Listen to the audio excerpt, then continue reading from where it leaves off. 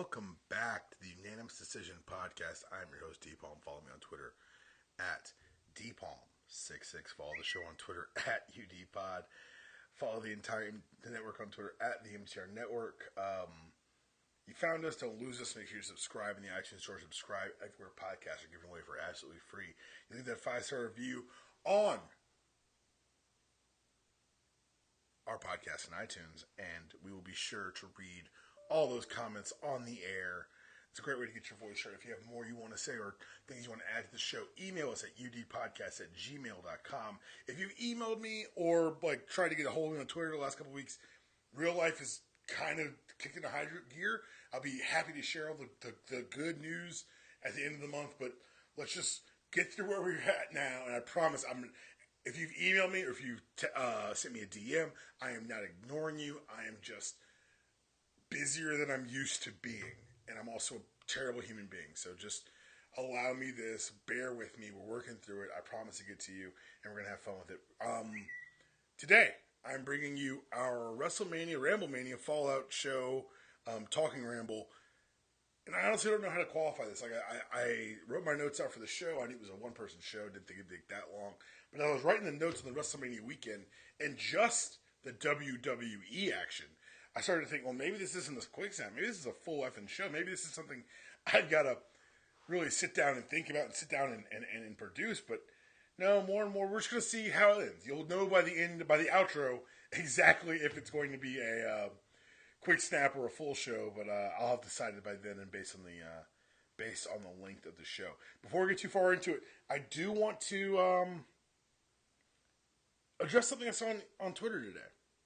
Because it's a fun question that I don't think you've ever really addressed on here or that I've addressed in a larger format. So someone was tweeting today and said, someone should write down why so many comics fans are wrestling fans. As someone who's never watched wrestling, I would read the shit out of that. Well, as you know, with the Internet Network, we handle a lot of the comic area, and I have found myself on this block as the wrestling guy on this network. So I'm going to go ahead and try to speak to that cross-section.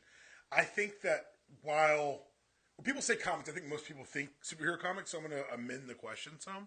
I think that comics are varied and creative enough that it's harder to say all comic fan wrestling fans. If you read Saga, I could probably say it in wrestling, actually. But it doesn't matter. The point is, particularly with big two superheroes, the idea behind superhero comics, especially monthly serialized ones, is the illusion of change. Is that there are certain parameters the story has to fall into, and the beauty or the art, if you will, is watching writers and artists work together to manipulate that space in a way to tell their story in the most effective manner. Some of this is told over the course of issues over how you want your story to unfold. Some of it can be seen on a singular page. I believe the Tom King Batman issue with Superman, the Double Date issues, you saw the narratives flip-flopping. And if you pay attention to the book, if you go back and reread it, the pages are divided, the panels are broken up in a way that's complementary to each other. So the Batman panels, if you put them side by side with Superman panels, you see what they've done here. You see the artistry in it.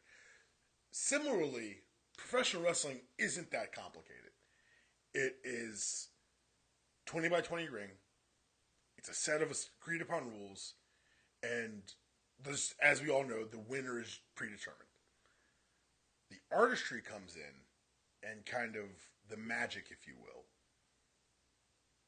when the people in the ring, the artist and the writer, if you will, are able to create something, are able to tell you a story, transform the space that they're in, the time that they've got, transform themselves and transform the audience into their reality of where they're being larger than life. This weekend in the WWE, we saw this goal achieved to different levels.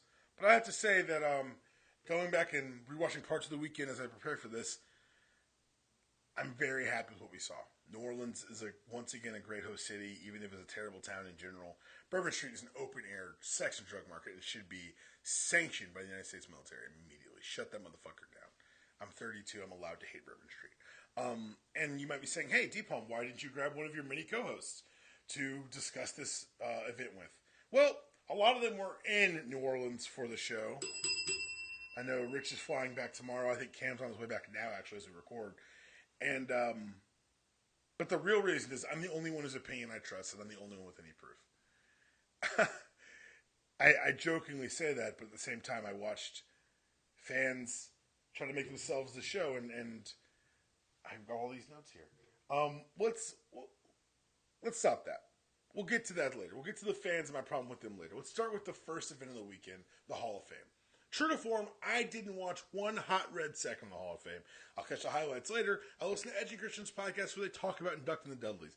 But for me, the Hall of Fame, every year, it's fine. It's whatever. I never watch it. I think I watched Sting's induction on like a week and a half later. I watched Angle's a couple months later. And I'll probably catch a couple of these eventually. But if you guys saw anything that stands out or anything that's noteworthy from the Hall of Fame, please tweet at me at dpalm66 again. I'll do my best to respond, but I miss things. So let me know. The next event of the weekend was the event that I was actually low-key looking forward most to. The NXT Takeover in New Orleans. I'm going to preface this section by saying I am a smark. I am a wrestling fan who understands how it works behind the curtain, but who also loves the things that are presented to me. I enjoy being taken on a journey. I enjoy being told a story. I love comic books. I love things of that nature because I like the storytelling. And say what you feel about NXT, it's developmental. It is aimed at a different audience. It's able to operate free of some of the constraints of the main roster because they don't have the mini masters to serve as far as advertisers and a larger roster. But man, oh man, they showed out on Saturday. They're playing with a stacked deck down in NXT these days. They had 3-hour card and they only had 5 matches. And we'll talk more about that when we get to the main show again. But let's go to the card. The first match on the card, and I'm going to engage what some might call hyperbole, the single greatest ladder match I've ever witnessed with my own 2 eyes. I've seen ladder wars with Kevin and Sammy, as they're known now. I've seen Shawn and Razor. I've seen everything those crazy-ass Hardys do. But the high spots, the storytelling, everything, cover to cover, the winner, hell. I never would have thought Adam Cole pulled it out, but they decided to make him something like a big deal by giving him that new belt, and it worked. Ricochet was on fire from the beginning. The crowd was there for him. He's flipping inside, outside of the gym, doing a moonsault off a falling ladder. I never even thought that was possible. It was really interesting to see how he's going to be used in NXT. I said he didn't need the belt because, honestly, he's Ricochet, and I think Saturday night proved it. Killian Dane and Lars Sullivan, I'm sure one of them is going to show up at Raw in about 30 minutes as of this recording. But man, those are 2 guys who know what they're doing. The spot where they were heel tossing Ricochet back and forth across the ring was just a great display of strength and another great illustration of the many things that Ricochet is going to bring to the table for this roster. He's going to make whoever he's wrestling look like literally $1 million. Killian Dane and Lars Sullivan both took it upon themselves to exploit the ladder bridges, and part of me loved every second, but another part of me was like, maybe we don't throw one motherfucker through another motherfucker through a ladder bridge. Call me old school, but I did worry about the performer's health in that moment. Also in the match, the Velveteen Dream. Patrick Clark being 23 blows my mind. He's got such a great sense of the moment, sense of timing, sense of ring awareness. He's always aware of the crowd, always aware of where he is, and always aware of where his goal is to be. The one spot he did execute that I did not like was the rolling Death Valley driver onto a ladder bridge, which was held up by a ladder in the corner. It just looked too compressed. It looked like there was too much could go wrong. It's just such a small space to do such a big spot. But he also had possibly the greatest high spot of the weekend with that elbow off the top of the ladder. He's got a lot of money in this kid, and I'm excited to see him fulfill it. Lastly, in the match, I do want to talk about EC3. I loved his smarmy heel. I love how he's kind of like the beta smarmy to Adam Cole, even going so far as to try to emulate Adam Cole's Bebe taunt and getting summarily super kicked for his efforts. Mauro Ranallo was on fire all week, all night, but I think the ladder match coming out, first match, set the tone, set the temperature for the room, and they wouldn't let go. This is one of those things that NXT does with these larger takeovers. I say larger because they're essentially larger venues, but they're small because it's only 5 matches on this card. But what NXT does is it grabs you by the throat and doesn't let go. It's hard to ask a crowd to stay up for 3 hours. There were no segments. There was no backstage. There was no video pack or some video package. But by and large, it was wrestling for 3 hours. And I know that's why a lot of people like it, but it's also one of those things that's hard to replicate on any other level. The next match on the card, Shayna Baszler made Ember Moon tap for the title. It was the right call. It was the time to do it. I know certain members of this roving brand of wrestling reporters refers to Ember Moon as Ember Cormier, which I still find is rude, but I can't really argue with because I think she'll be better chasing. I think that she and Shayna can buttress this division while some of the stars we saw at the Women's Battle Royal make their way and make their development inside NXT. I think that I think Ember Moon's going to be down in NXT. Presumably, I'd say till about SummerSlam. I'd bring her up as a challenger to Asuka. Now that Asuka's lost, and again, we'll get to all of it, it frees up her character some and allows you to kind of revisit some of these things that have come before. But yeah, it was a great match. It was well paced. Shayna Baszler has caught on to the intricacies of wrestling faster than I thought. Now people say she had on the ropes, so she doesn't do this, doesn't that. She's not supposed to. This character shouldn't. This character should take your arm off if she can. And this time she got to play a little bit in peril. She got to sell the facial. She got to do the dramatic popping the arm back in the shoulder spot. Like that, shoulder back in the socket, spot. That was great. That was something that I thought that she wouldn't have yet. And she's really come a long way. Shayna Baszler making the movement from MMA to the WWE, or to NXT more specifically, as now the women's champion. It's been interesting to watch it happen because it felt like the hard thing was... Okay, so I played sports my whole life. And in sports, you're told, show no emotion. Stoic, don't ever let them see you sweat. In wrestling, the entire point is to let the crowd know that you're sweating. It's to know how hard you're working and to sell, literally, the effort being put forth.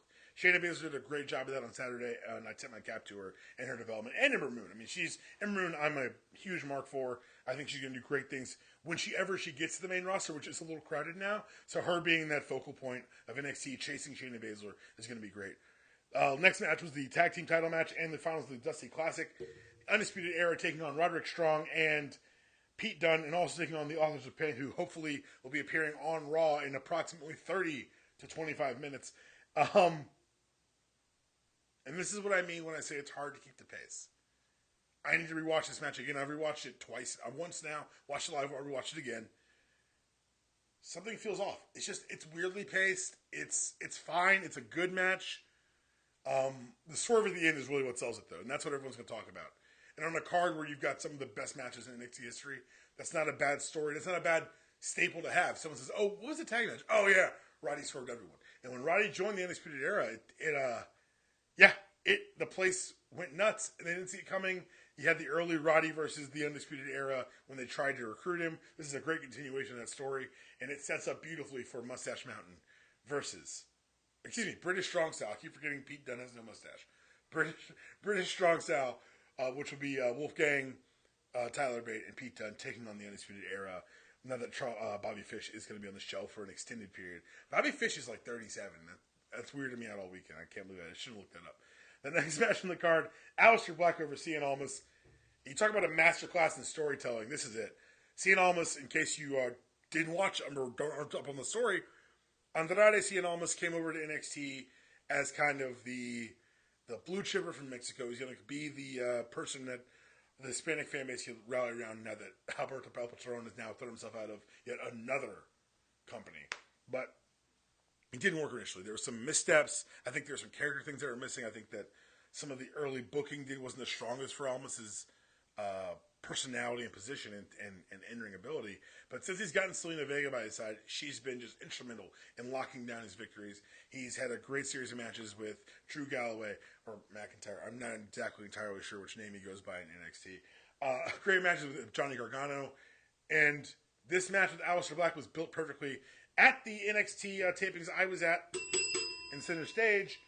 And I thought it was really well done. I think that Vega coming in and being a part of the match early was good. It continued the Cien Almas story, but having her be the reason he couldn't stop the Black Mass at the end is one of those masterclass of storytelling, like why I watch wrestling type things. It's a detail that mattered. And I think that's what fans like. They like when the details matter. They like when their ardent fanhood is rewarded. And it's easier to do in a smaller promotion or in a smaller territory like in NXT. The last match on the card, Replete with Drake Younger donning the all black and black gloves for the match. Johnny Gargano took out Tommaso Ciampa in an unsanctioned, the best you can call it is a war.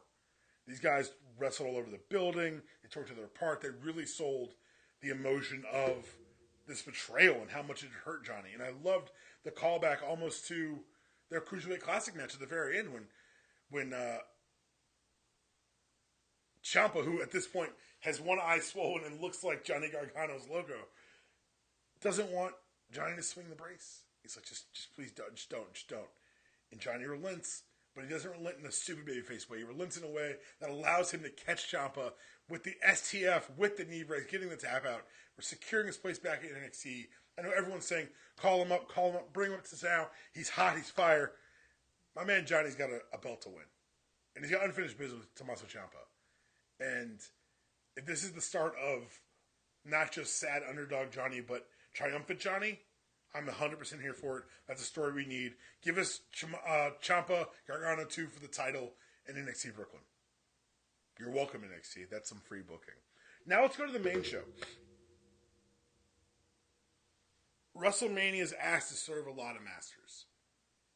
And while NXT gets to be small and intimate and passionate and give you 5 matches over 3 hours, there's too many WrestleMania checks on the line for that to happen in WrestleMania. There's many people there. It's just, they sell at stadiums. And I think part of the problem some people had with some of the storytelling in the matches this year was that WrestleMania used to be the end.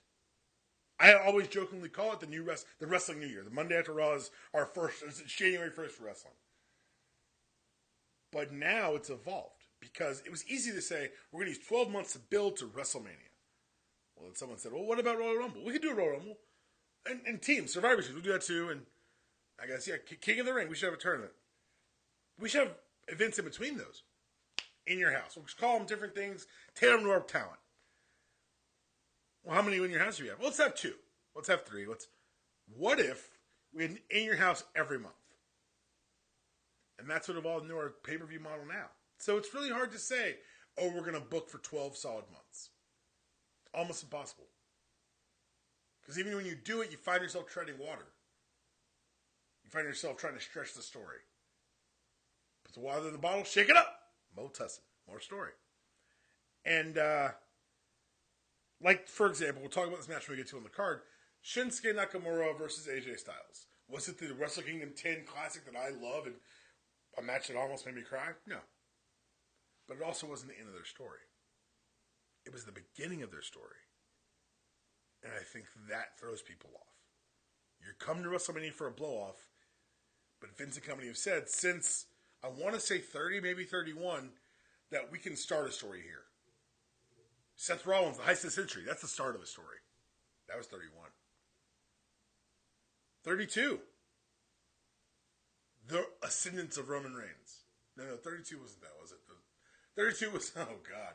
They ended the Hunter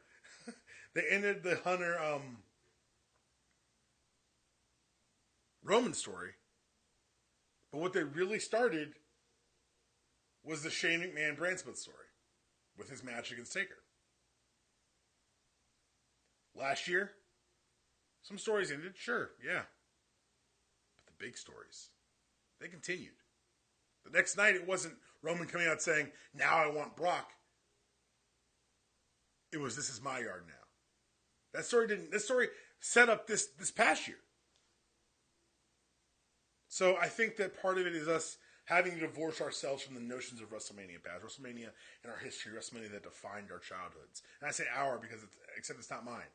I grew up on WCW. I grew up on NWA. I grew up on Southern Wrestling. I'm a Southern Wrestling fan.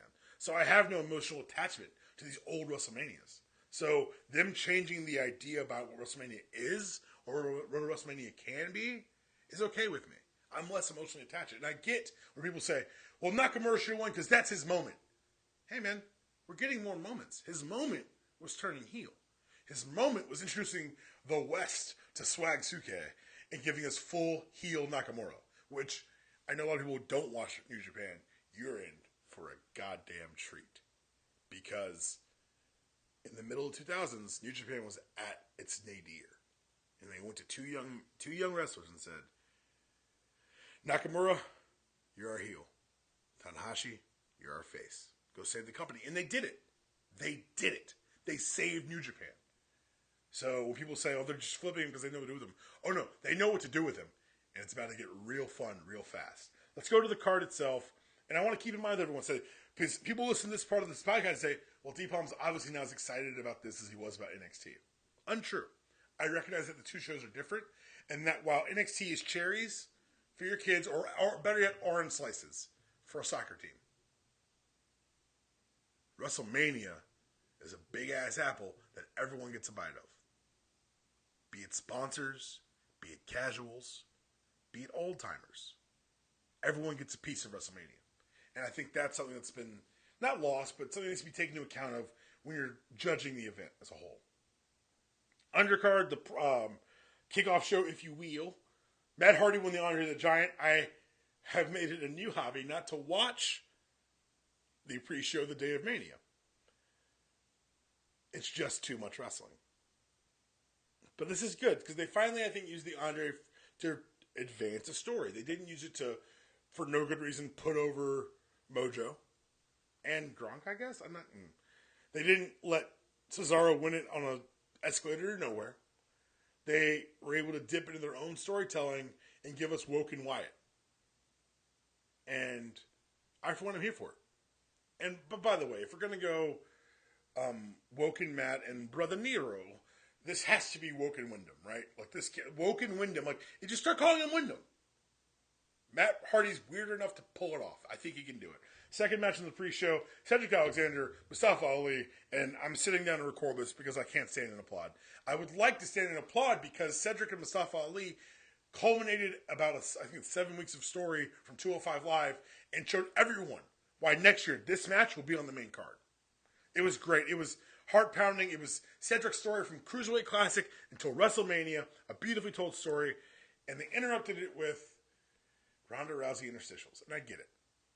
Your pre-show exists to sell the show.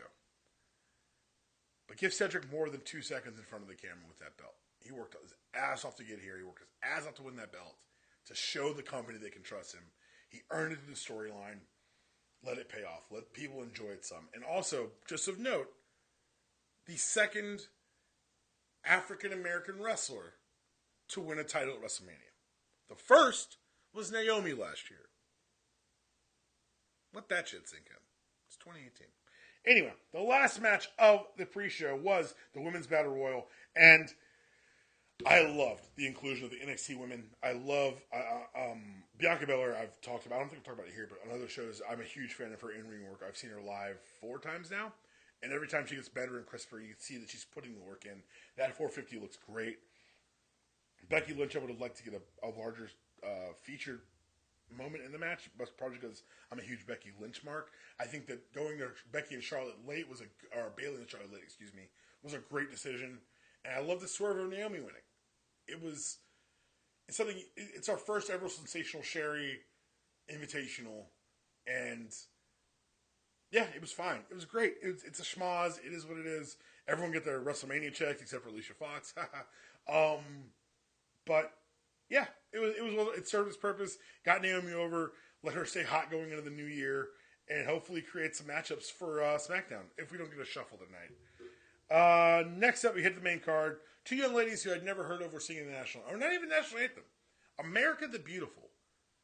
Vince, fine, Vince, fine, whatever. First match of the card, as we guessed here on Unanimous Decision, Seth Rollins, The Miz, and Finn Balor for the Intercontinental title. These were 3 guys who came out to say, we're going to steal this show. Put us on first, we don't give a damn. And still they did. Clearly, these are 3 guys who watched the NXT show, said, no, this isn't a day for rest holds. This isn't a day for storytelling. Not in a 3-way match, not to open the card, not with this time they were given. It was time to go out and put on a show and light things on fire. And by God, they did. From Seth's entrance with, and again, I don't watch Game of Thrones, but I recognize the Night King. The White Walker stuff, the blue conducts, really great entrance. The Miz looking like, I'm not even sure what, but if anyone else wearing it, it wouldn't be believable. For The Miz, it works. And Finn Balor coming out with his inclusion message. Balor Club is for everyone. Beautiful. I bought that shirt last week. It's on back order. I'll get it in about 2 weeks. But anyone who thought that was a good stance or something that they can get behind, the shirts are on sale right now on WWE.com. 20% of all proceeds, I think until June, are going directly to GLAAD. So it's a good cause, and it's a great way for Finn and Wrestlemania to make a statement and not have it be overriding or overpowering, but have it be something that he chose to do. And he filled that stadium up with, or filled the stage at least, with a variety of people, man. It was really heartening to watch in that stadium. Sonya Deville also deserves hat tip as the only openly lesbian performer on the roster. She definitely wore her call-outs to GLAAD as well in her ring gear. Love to see it. The match was great. We've seen Finn and Seth have these matches all last month, and The Miz came in. I don't know if they're going to sell this as the new attitude for his daughter, or if they're just going to try to get us to that Miz Maurice television show. But man, he came in. There was no showboating, no preening. It was strictly business, and the guys came out and they cranked. And they put in good time. They put in strong time, and I was a big, big fan of what they did. I really was. I thought that it was something that was almost better than it deserved to be. I think, but it was great. I loved the frog splash. He got so much out on that. I loved the ending where you really thought Finn had it, but the 2 curb stomps to end the match, beautifully done. And it looks like they were given 15 and a half minutes, which is the fourth longest match on the card. Big fan of it. Big fan of the booking. Big fan of well done. Congrats on Seth for getting his Grand Slam. Next up, Charlotte wrestled Asuka. This is a match that, going into it, I talked about, maybe you should make this the hammer. Make this your main event. Looking back over the card, I stand by it. This could have main evented the show because these 2 ladies came out and they put on a fucking clinic. 13 minutes they were given. Asuka with the stiff kicks. Charlotte with her strength and her power. Hitting that. Asuka, when she hit that the suplex off the apron to the floor, I think Charlotte was shoot hurt. She couldn't catch her breath. And Asuka was great from day one, from the bell ringing. The kicks were stiff. The kicks were sharp. The submission game was great. I loved watching her kind of claw from underneath. You don't see Asuka underneath working that hard very often because of the streak and because kind of the way storytelling dictated. They were given 13 minutes. They used every second of it. And Charlotte Flair got the win with the one-armed figure 8. It really put over not just the resiliency of Charlotte, but also the competitor that Asuka is. I loved Charlotte's entrance. If you don't remember, a couple years ago when Triple H was doing his entrance, he was flanked by these 3 women, one of whom was Charlotte. So she inverted it for her entrance. All gold everything. Beautifully done. Just bravo all around. Next on the card, the U.S. title match. Jinder over Rusev, Randy Orton, and Bobby Roode. Good way to get heat. Like, again, this is another case where it's going to be the middle of a story. The story isn't Jinder as the U.S. champ. He's going to use that and he's going to get some heat with it. But the story is going to be Rusev Day. And when you eventually get what you've been told that you want, it's going to pay off in a very, very big way. WrestleMania is about moments, about building the moments, and they built to the next one very well here. They were given, I do want to look that up because that's interesting because it was a 4-way match, only given 8 minutes. Everyone got their stuff in. I think it's a good capstone for Jinder's 2017. He spent a lot of it as a champion, but it's good to have a belt back on him. I think Orton's going away for a while. Take a little post-Mania sabbatical. Good for him. Give everyone room to breathe. Kurt and Ronda. Wait, I think I skipped it. Oh, at some point, Taker came out, and he wrestled John Cena for 2 minutes and 47 seconds. The entrance was longer than the match, which might be how you have to use Taker now. Very safe tombstone delivered at the end. And I think John Cena, that's pretty much his announcement. I'm not going to be here that much. 2 minutes and 47 seconds is not something to brag about. But the man who for the last, I think they did the math, and now it's 6 years running, or 5 of the last 6, the man with the longest match on the card, Triple H. He and his wife Stephanie took on Ronda Rousey and Kurt Angle. Took on the Olympians, they kept calling them on commentary. And they took them on in 20 minutes and 37 seconds. The longest match on the card. I'll let that just sit for a second. It was a great match. It was better than I thought it was going to be. I still remain worried about Kurt Angle's neck. I think he may have blinked once during this match, which is a record for the year. But the story coming out of this is Ronda Rousey. The physicality I was never worried about. A little worried she might actually break Stephanie's arm, but the physicality she always had down. It was a theatrical aspect of the match that she really shined in. Putting those punches to Triple H in the corner, the flipping in Stephanie from the very beginning. There was a little sloppy in the ring for the footwork, but after that, it was locked in. She was telling a story, and she had 3 people doing it with her, and a very charismatic referee. Shout out to Drake Younger. And, Rousey and Angle went over as they were supposed to, as they always were going to. But just a great match. Just a great match. And you say, and I know I said this on Twitter, hey, it's a 10-match card, 11 matches with Taker and Cena. Taker and Cena's segment got, I think, 20 whole minutes, which is eating up a large chunk of your wrestling. But if that segment's going to get 20, and Kurt and Ronda are going to get 20, something's got to get shortchanged. And this year, it was the Usos, the New Day, and the Bludgeon Brothers. 5 minutes and 55 seconds, then you can get 6. People are going to decry. They say the Usos and New Day deserved a bigger stage, blah, blah, blah. The only reason I'm for this is because, again, middle of a story. The story isn't the Usos and New Day. We've told that story. The story now is the Bludgeon Brothers are destroying everyone. And I liked how the match was competitive until it wasn't. Until the Bludgeon Brothers decided to turn it on and end the match and win their belts. And for the moment, that's what you got to see. That's what's got to be. That's what it has to be. I think Taker and Cena actually went here, but you know what I'm talking about. Bryan and Shane took on Owens and Zayn, and I didn't cry. If you don't like what the WWE did with the stretcher tease early, I'm sorry. They're going to do that with Bryan for a while. Every time he lands, he's going to hold his head and give the crowd a momentary. They did it with Seth when he came back from the knee. They did it with Finn in his shoulder, and they're going to do it with Bryan in his head. I don't like it. I understand the booking. You're getting sympathy on a hot baby face. I get it. I just don't like it. And if they could find a way to get the sympathy without having to do that, this podcaster would much appreciate it. But the match was great. The match was a cracker, man. It was,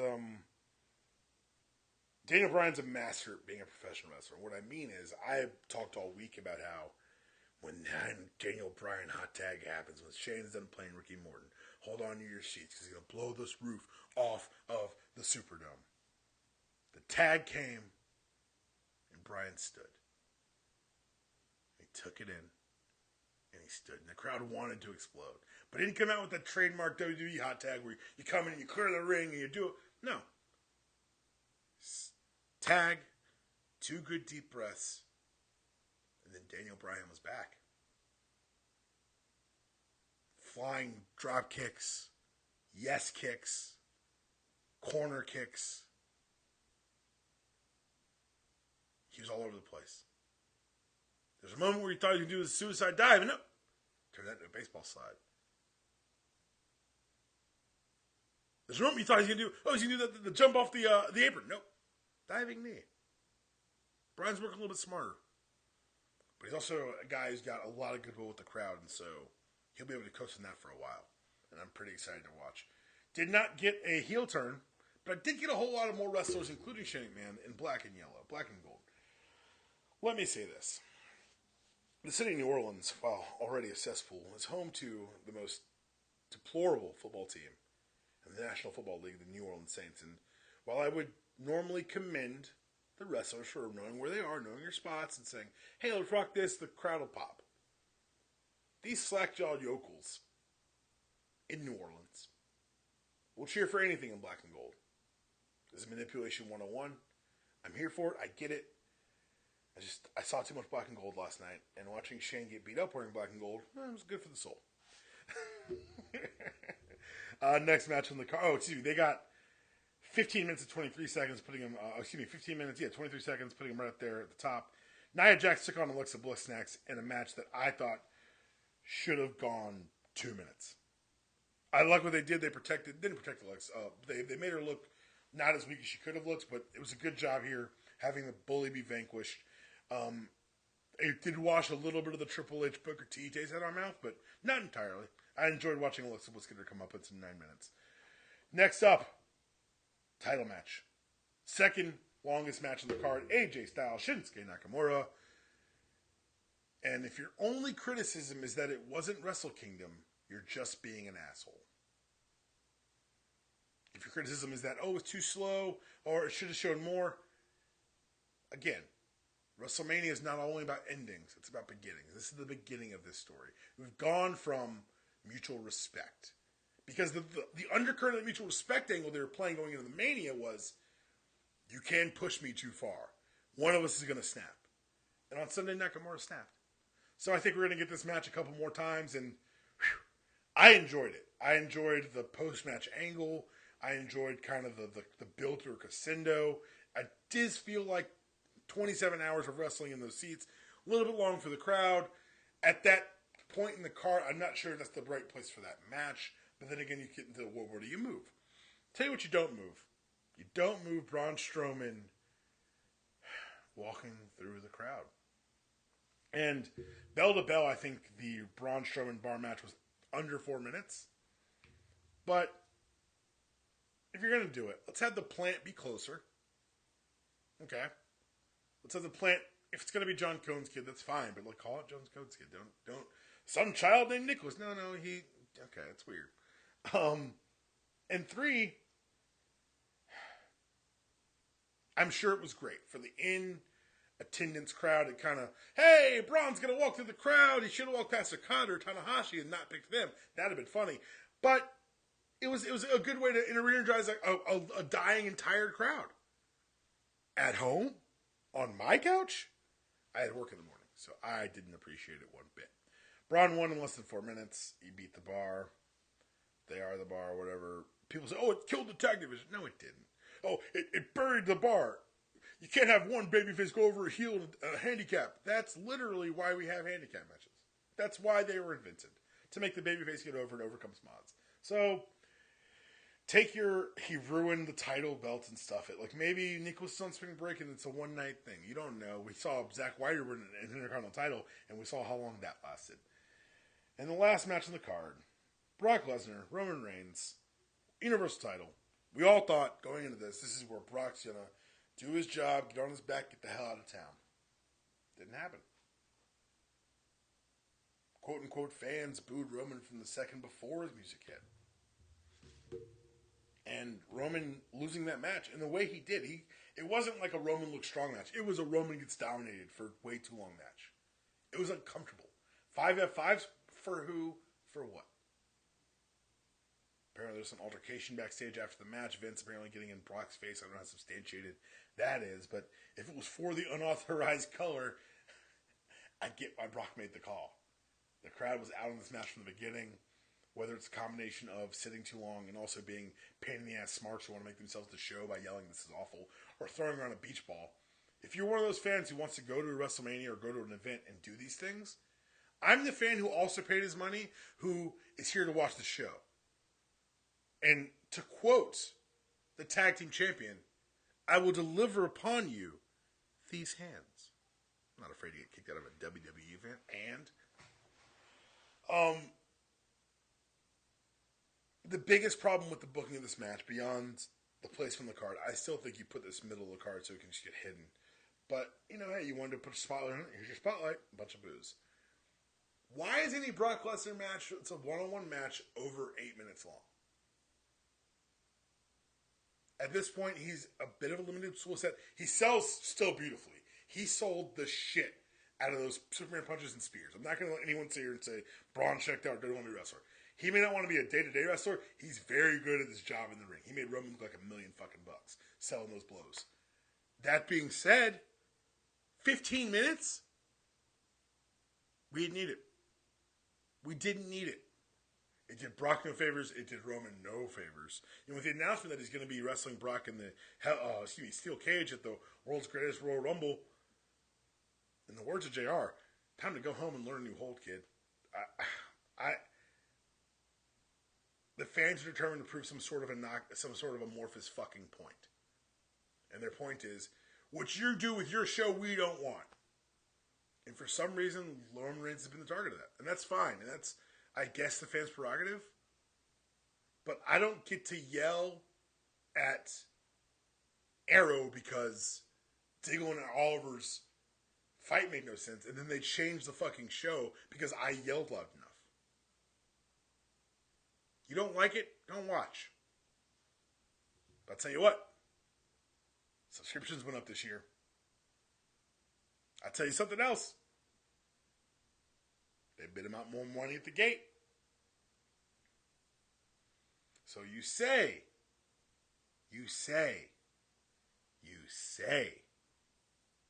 we protest with beach balls.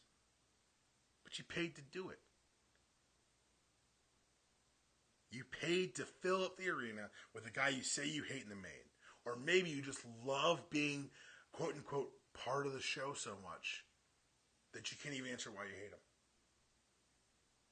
We want a full-time wrestler to have the belt. This Brock thing's getting weird. Which, by the way, is literally what Roman said in the build of this match. The other side of your mouth, but not Roman. We're going to keep doing these where I break down or talk about Big Four events.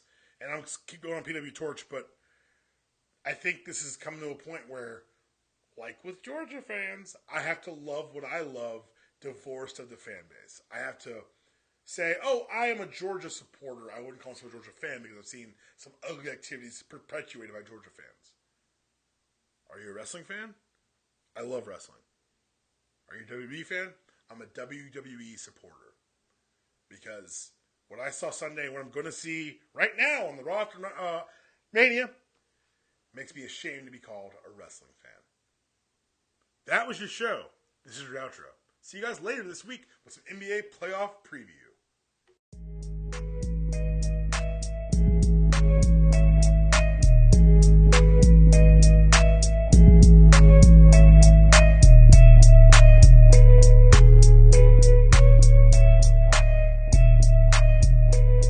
Mariana.